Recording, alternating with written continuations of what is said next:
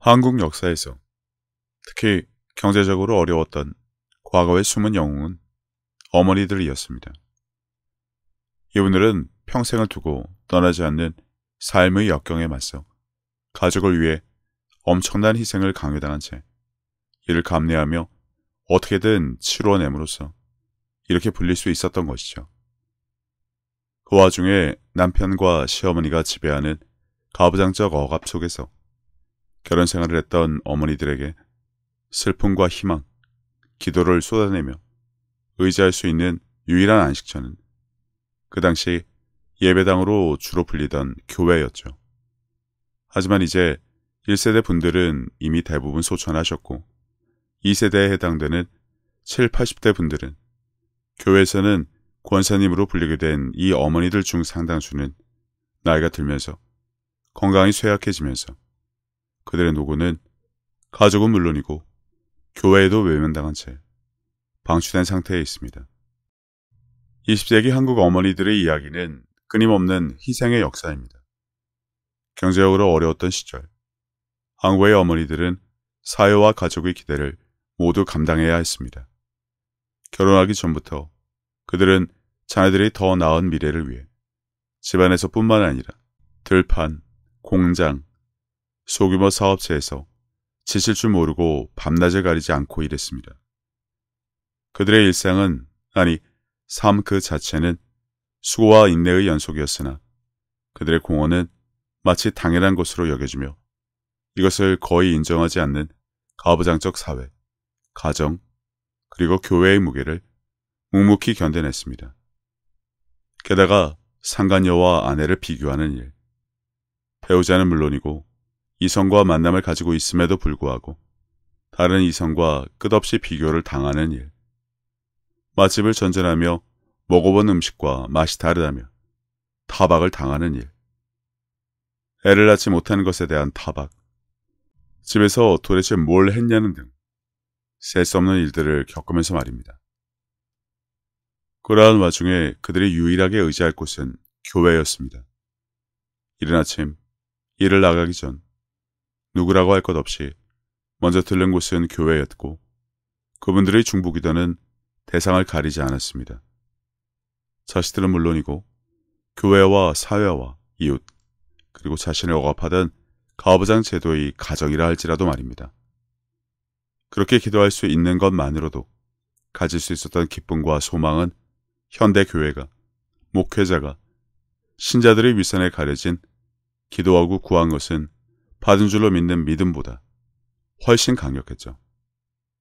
하늘 품듯이 소망을 품고 오로지 기도하고 구했으니 받을 것이란 기대감은 지친 그들의 삶을 지탱하는 원동력과 같았으니 말입니다. 아니, 서글픈 현실이지만 그것밖에는 기댈 것이 없어서 그랬는지도 모릅니다. 이처럼 많은 분들에게 교회는 단순한 예배 장소가 아니라 위안과 힘을 얻을 수 있는 유일한 피난처였습니다. 누구보다 깊은 신앙심을 가진 이분들은 정기적으로 예배와 교회 봉사에 참여하며 평생 교회와 목회자들을 위해 그리고 신성한 축복을 위해 기도해 왔습니다. 그것도 자신을 위한 것이 아닌 가족의 안녕을 위해 간절히 기도했습니다. 얼마가 되었던 열심히 일을 해본 돈의 대부분은 가족을 위해 바쳤고 몰래 모아두었던 쌈짓돈은 교회의 헌금으로 모두 바쳐졌고요. 그렇게 해서라도 그 당시 교회는 그 분들에게 가혹한 현실에서 잠시나마 벗어나 하나님을 사랑하고 섬길 수 있는 유일한 장소이자 기회였을 것입니다. 그리고 무엇보다 주님은 그분들의 모든 것이었습니다. 그분의 일부가 아닌 모든 것. 그래서 어머니들은 그들의 모든 것을 주님께 드렸습니다. 삶이 어떠하든 상관없이, 가진 것과 상관없이 자신의 처지와 환경과 문제와 태생과 전혀 상관없이 말입니다. 왜냐하면 그분들은 진심으로 주님을 사랑했기 때문입니다. 하지만 이러한 어머니들의 변함없는 헌신에도 불구하고 한국교회는 종종 가정에서 어머니들을 억압했던 그 가부장적 구조의 연장선상에 있었습니다. 유교 사상에 쩔어 고삐 풀린 망아지처럼, 그리고 언제나 가장임을 들먹이며 제멋대로 굴다온 남편처럼 말입니다.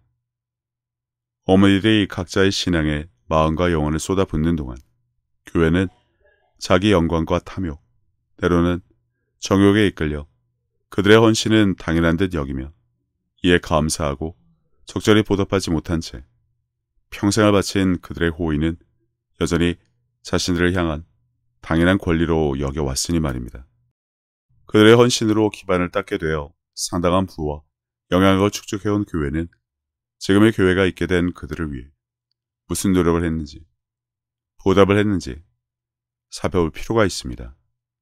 하지만 배운 망덕도 유분수지, 지난 수십 년 동안 한국에서는 재정부리부터 성추행에 이르기까지 교회 목회자들과 관련된 수많은 부끄러운 스캔들이 터져나왔습니다.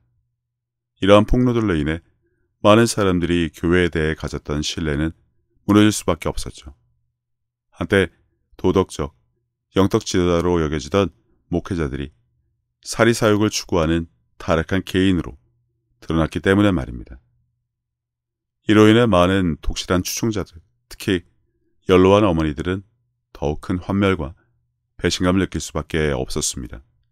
왜냐하면 이미 가정에서 외도나 저지르며 밖으로 나들던 남편들 때문에, 그들의 뻔뻔함과 무책임 때문에 이미 이러한 일을 수없이 겪은 어머니들이 교회에, 목회자에 대한 기대는 그들이 상상할 수 있는 것 이상이라 말입니다.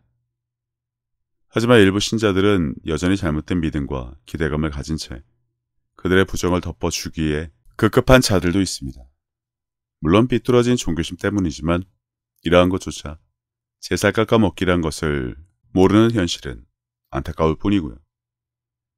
교회를 향한 지극정성의 충성과 헌신이 이처럼 왜곡되게 된 이유는 단지 뱀처럼 지혜롭지 못한 그들의 무지 탓으로 돌릴 수는 없습니다. 감성파리 설교로 교회에 대한 절대적인 충성과 복종을 당연하게 여기도록 만든 교회의 책임에 대해 말하는 것입니다. 게다가 교회는 이 모든 발전이 있게 한 공을 그들의 선배 목회자의 업적으로 돌려버렸죠. 그들을 떠받들며 권인이, 유업이니, 운운하며 자화자찬의 공치사하기 바쁜 모습들 가운데 이러한 모습은 얼마든지 찾아볼 수 있습니다.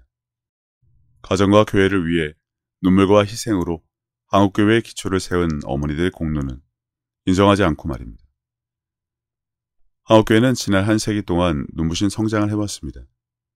지금은 개독교회라 불리며 예수님을 닮거나 그분의 일을 그대로 하는 것은 물론이고 천국 복음은 찾아볼 수 없고 말에 있지 아니하고 능력에 있는 하나님의 나라의 삶보다는 배설물 같은 권위나 내세우며 성경과 교리 공부에 열을 올려야 한다 가르치는 시궁창이 되어버렸지만 개화기 이후 지역마다 작고 소박한 교회에서 출발한 한국교회는 사람들에게 꿈과 희망 그리고 안식을 주었는데 이는 영적 영역뿐 아니라 사회와 정치 영역에까지 영향을 미치며 한국 사회의 중요한 세력으로 성장했으나 이 놀라운 여정은 한국교회 어머니들이 아닌 언제나 선배 목회자들의 비전 있는 리더십과 부단한 노력 덕분이라고 평가받아 왔습니다.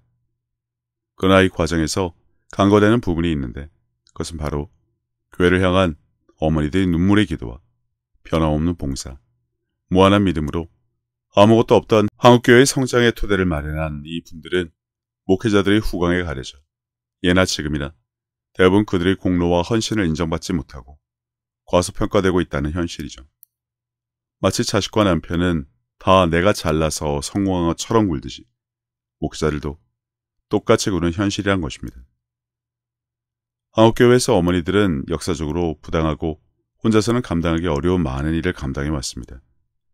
맞벌이를 하고 가사를 관리하고 남편과 자녀와 노부모를 돌보는 등 가족의 기둥 역할을 해왔고 지금도 여전하지만 교회에 와서는 이러한 현실에도 불구하고 교회 청소, 모임을 위한 식사 준비, 피곤한 와중에도 집안의 눈치를 봐가며 주일 예배와 새독 기도는 물론이고 각종 기도회와 부흥회, 유명무실한 교회의 각종 프로그램 참석으로 자리를 채우는 등 이들의 크고 작은 공헌은 다양했습니다.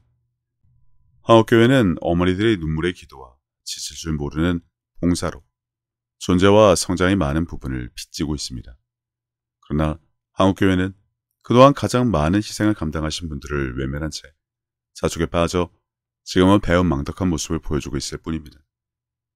대부분의 분들이 이제는 연로해서 지금 각종 질병으로 고통을 받고 있을 것입니다. 아마도 노인성 질환으로 여겨 당연한 것으로 그 어떠한 치유도 받지 못한 채 말입니다. 믿음의 기도와 의인의 간구로 성경적이고 즉각적인 치유는 기도조차 할 수 없고 병원에 입원이라도 하면 목회자를 앞장 세워 우르르 몰려오는 신자들에게 감사의 인사를 전하는 것이 전부일 수밖에 없는 현실. 그리고 병만을 하는 것으로 할 것을 다 하는 것으로 여기는 목회자의 무능함에 그 어떠한 바램과 소망도 가질 수 없는 현실을 과연 그분들은 이제 어떻게 감내해야 할지 한국교회는 이에 대한 분명한 입장을 보여줄 수 있을까 싶을 뿐입니다. 신학과 교리와 사상에 빠져 기사와 표적을 부정하는 한국교회. 기사와 표적이 하나님의 사랑과 능력을 보이는 아주 좋은 수단임은 물론이고 베드로가 미문 앞에서 했던 것처럼 예수 이름으로 아버지께 구하고 명하는 것으로 질병이 치유되고 귀신이 쫓겨나가는 일이야말로 아버지로 하여금 영광을 받으시게 하는 일임에도 불구하고 이를 부정하며 오직 성경과 교리 공부에 집중해야 한다는 한국교회. 그 가운데 이제 평생을 바쳐 가족과 교회를 위해 헌신하신 어머니들을 위해 무엇을 하면 될지 생각해 봤으면 합니다. 아니, 무엇을 해드릴 수 있는지를 스스로 밝혔으면 합니다. 여전히 교회의 무능에 모든 것을 체념하고 짬을 내어 성경을 읽고 기도하고 성경 필사나하며 남은 여생을 여전히 하나님께 매달리며 보내시면 되겠습니까? 평생을 바친 그들의 희생은 마치 당연한 것으로 역사의 뒤안길로 사라지고 이제 살아서 바랄 수 있는 것은 성경에 기록된 것처럼 기사와 표적을 통한 치유가 아닌 죽어서 천국에 가는 것으로 여기면서 말입니다. 이것이 미천도 없이 시작한 교회를 세운 어머니들이 이제야 바랄 수 있는 유일한 일이면 그러한 분들을 무관심과 방치로 뒷방에 내몬 한국교회는 무엇이냐는 것입니다. 가끔 찾아가 문 앞에 먹을 것이나 두고 오는 파렴치한 자식들처럼 어쩌다가 병문안이나 가서 하나님이 치유해 주실 것이라는 립서비스나 풀고 다니면 그만입니까? 행여 아무런 응답도 받지 못한 채 소천이라도 하시면 천국에 가시다는 말로 위로나 하면 그만입니까? 치유받지 못한 것은 죄 때문에 회개하자는 것 때문이라는 헛소리나 하면 그만입니까? 기사와 표적은 부정하더라도 믿음의 기도와 의인의 간구를 할 수 있는 목회자와 장로를 통해 하나님께 기도하고 구함으로 그분들이 치유를 받아 살아 생전에 하나님의 사랑과 능력을 체험할 수 있게 할 수조차 없는 한국교회. 도대체 이런 곳을 어떻게 성경에 기록된 것과 같은 교회라고 부를 수 있을까 싶을 뿐입니다. 행여나 평생을 두고 가족과 교회를 위해 헌신하신 분들이 믿음으로 말씀을 행하며 세상의 승리자로 사실 수 있게 말씀으로 돕기라도 해봤습니까? 아니면 세상과 문제와 상황과 환경의 노예로 살며 당연한 것으로 받아들이게 방치나 했을까요? 마치 한국에서 모든 어머니들은 그렇게 사는 것이 마땅하다는 듯 평생을 두고 모든 것을 내가 얻고 부족하고 못났다와 같이 자기 탓으로 돌리며 사에게 강요당한 그분들의 삶처럼 말입니다. 사소한 것 하나하나 감사하며 자식들에게 용돈이라도 받으시면 거기서 11조를 떼어 교회에 바치며 교회에 오면 주머니에 있는 사탕을 나누어주면서 아이처럼 사시는 그분들이 과연 당신들의 감성발이 설교 때문에 그러신 것일까요? 하나님이 한국교회 목회자들의 도움 없이는 그렇게 하실 수 없는 분이라 말입니다. 십자가 복음을 정기적으로 전해야 좋은 교회로 여기는 한국교회. 십자가 은혜나 운운하며 평생 감사와 회개의 눈물이나 짜냈지 은혜를 받았으면 그 다음에 하나님의 영광을 받으시게 무엇을 해야 하는지 명확하게 청사진을 보여주지 못하는 한국교회. 말에 있지 아니하고 능력에 있는 하나님의 나라가 무엇이며 성령님이 나타나심과 능력으로 하는 천국 복음의 실체를 전혀 보여주지도 못하는 한국교회. 살아생전에 하나님의 능력을 체험할 수 있게 돕지도 못하는 한국교회 목회자들. 내일이 또 주일이라 오늘까지 일주일 내내 설교 준비나 했을 테지만 그 설교, 감성팔이 그 설교, 듣고 그대로 살아내는 자들이 있기라도 할까요? 단지 은혜를 받았다며 감정과 감성의 노예로 살게 만든 그들에게 바랄 것은 아닙니다만 그렇게 목회에서 사는 것에는 전혀 문제가 없으니 오늘도 여전하겠습니다만 한국교회를 피눈물의 기도로 세운 이 땅의 어머니들에게, 아니 멀리 볼 것도 없이 당신들 목회자로 세운 어머니에게 과연 당신은 무엇을 해드릴 수 있습니까? 대부분의 사람들이 질병에 걸리면 아무런 치유도 경험하지 못한 채 여전히 그렇게 생을 마감하면 임종 예배, 입관 예배, 발인 예배, 하관 예배나 주관하면 할 짓 다 하는 것입니까? 부끄러운 줄 알아야 합니다. 성경에 기록된 능력이 따르지 않는 것, 기사와 표적에 대해 왈가왈부나 것이 아니라 하나님을 고사하고 당신의 교회가 당신이 있도록 도운 이 땅의 어머니들을 위해서라도 지금 억지를 부리는 주장이 정말로 맞다고 우기는 것에 대해서 말입니다. 누누이 말합니다만 그건 주님 면전에서 따지시면 됩니다. 이 땅에서 버젓이 사함을 받지 못하는 성령 모독을 일삼으며 살았는데 그런 곳에 아무런 거리낌이 없을 테니 말입니다. 거짓 선지자 이야기에서 주님이 표적은 불법이라 하셨으니 그렇게 몰아세우며 목회했는데 잘했죠. 내 주장이 맞죠. 표적을 행하면 불법이죠. 그러니 질병에 걸린 사람들을 기사와 표적으로 치유하지 않은 내가 잘못한 게 아니죠. 그들은 다 그들의 죄와 회개하지 않은 것 때문에 죽었잖아요. 그러니 이 땅의 모든 치유는 모두 악한 것들이 하는 거죠. 라고 말입니다. 그리고 그 어머니들 면전에도 이렇게 설명하면 됩니다. 내가 무능해서가 아니라 기사와 표적은 성령 사역은 끝났고 하면 안 되고 지금 이 땅의 모든 치유는 모두 악한 것들이 아니 나한테 치유를 요구하면 안 됩니다. 대신 기도는 해주겠다고 말입니다. 성경에 기록된 믿음의 기도, 의인의 간구가 도대체 무엇인지 영영 모르시도록 말입니다. 이것이 한국교회가 팔에 차있는 목회자가 있게 한 어머니들을 위한 것일까 싶습니다. 그런 교회나 댕기며 정기적으로 십자가 복음이나 듣고 성경 백독에, 암송에, 필사나 하고 죽어라 교회 와서 봉사나 하면 평생을 보내신 그분들. 이것이 주님의 가르침과 일치하는지도 말입니다. 이런 마당에 내일 드리는 주일 예배. 과연 향기로운 예배라 할 수 있을까요? 지극정성으로 경건하게 드리면 그게 할 짓 다 한 것이냐고 묻는 것입니다. 지극히 작은 자에게 하지 않은 것이 곧 내게 하지 않은 것이란 주님의 말씀이 있음에도 말입니다.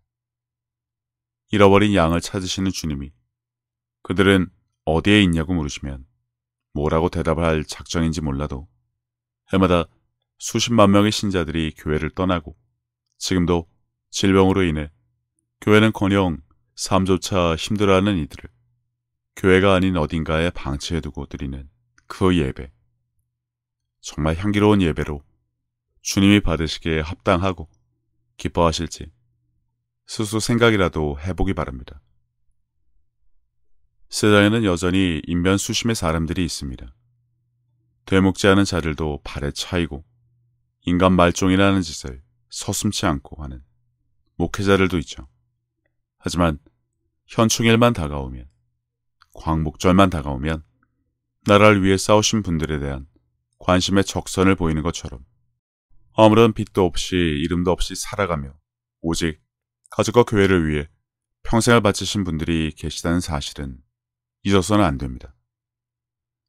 어쩌면 주님의 십자가 은혜에 운운하면서도 정작 그분을 사랑해서 그분의 말을 지키는 것은 물론이고 그분을 섬기며 그분의 일도 하지 않는 것은 이러한 어머니들의 숨은 공로와 은혜부터 감사하지 않기 때문에 똑같이 그러는 것이 아닐까 싶을 뿐입니다. 아니, 그것부터 감사하지 않는데 주님에게 드리는 감사는 과연 무엇 때문이며 무슨 의미가 있을까요? 이미 어버이날이 지났습니다만 그날 유나의 식당들이 북적입니다. 마치 성탄절에 교회가 북적이는 것처럼 말입니다. 하지만 정작 그분들은 어디 계신가요? 주님은 주일에, 성탄절에, 추수감사절에, 부활절에 교회로 몰려온 인파들의 흐뭇해하시며 교회에 계실까요? 아니면 묵묵히 뒷전으로 밀려난 그분들과 함께 계실까요? 한국교회, 머리이시자 주인이신 분은 없는 집에 이제는 듬성듬성 자리까지 비는 마당에 웬 놈의 객들이 와서 뭘 하고 있는지 혹시 아십니까?